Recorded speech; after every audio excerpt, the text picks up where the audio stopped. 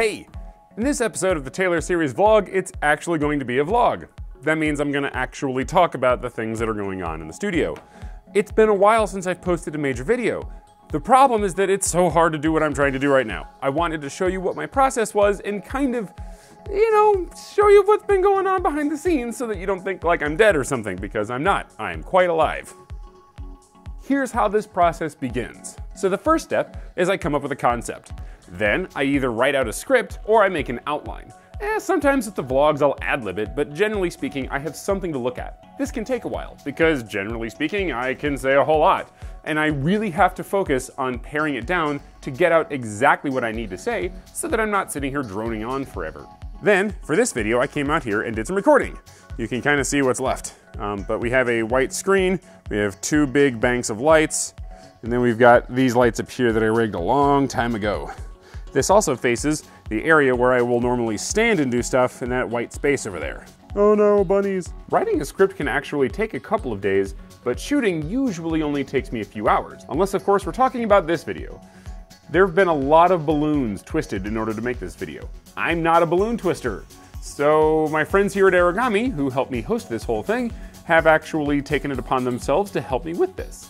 So this took a while because it was getting people's schedules to line up and also getting the right mix of balloons and cuteness and fearsomeness and whatever. What you're looking at here are the results and also the first step of my process. So all the photos that I took get ported into Lightroom and I do a whole bunch of color correcting. This part takes a while because not only do I have to do color correction, but I also have to prepare them so that I can send them over to Photoshop so I can slice them up and turn them into other images. And here's Photoshop. This is where I have to do a whole lot of work. I've got to cut the bunnies out of their backgrounds and I've got to put them together.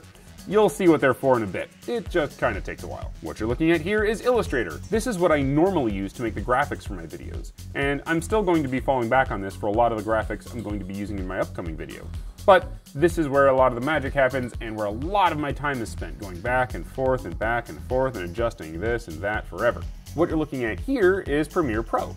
This is the program where I do all of my sequencing. That is to say, I'll take the video and the audio and a lot of the still frames, and I'll basically rough out what the entire video is going to look like. I adjust the timing on things, I make sure that everything is all nice and neat, and this is all pre-special effects. So this is basically what the video would look like without any of those special effects.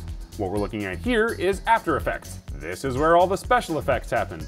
And I would say this is where I spend about 90% of my time as a video maker. I have to sit here and tweak all the graphics and move them around and animate them and fiddle with all the little tiny buttons here. So this takes quite some time, but it's very fun and it produces some really nice animations, or so I hope. Then what I do is I pull them back into Premiere Pro and I put them on top of things. That way you can sort of see the special effects on top of everything else that I've done. What we're looking at here is Adobe Audition. This program is where I come in and clean up all the noise from my crummy audio. Essentially, I'm using a $20 mic, and while it's pretty good, it still has some noise. Also, sometimes I speak a little louder than others, and I want to clip out any of the really loud spikes in volume so I'm not blowing anyone's speakers or eardrums or whatever. And also, as I've recently mentioned, if the music track I've got has some piercing notes in it, which I've discovered, I will flatten them out here. Then I bring that audio back into Premiere Pro, and I then publish it. Well, sort of. I then show it to a few people to see if there's any glaring errors. And if they catch them, then I fix them, and then I publish. All told, this process can take between 40 and 25,000 hours. Usually it takes me about a month. But this one has been really tough because I'm involving new kinds of media, so please bear with me. I don't want to say that it's going to be an amazing video. It's going to be a decent video. It's not like it's going to be earth-shattering, but it's going to be cool. And I experimented, and that's part of what this process is. You learn, you try something new, and your computer turns off in the background. Anyways, when the video does come out, I hope you do like it. And yeah, I guess that's about it for me. Next week, I'm going to try to put out another vlog. I'm thinking I'm going to actually shear off my advice column stuff, the challenges in math, and call that something else, but we'll see. I don't know. This whole naming thing, it's like a whole thing. Thank you to my patrons. I couldn't do this without you. And thank you to Origami for hosting this. And with that, I shall bid you adieu-do-do-do-do-do. Adieu, adieu, adieu, adieu, do-do-do-do-do. Okay, we're done. Thanks for watching. If you like this video, please click like and subscribe. If you really like the video, come on over to our Patreon page where you can get involved and see all the cool stuff we're doing.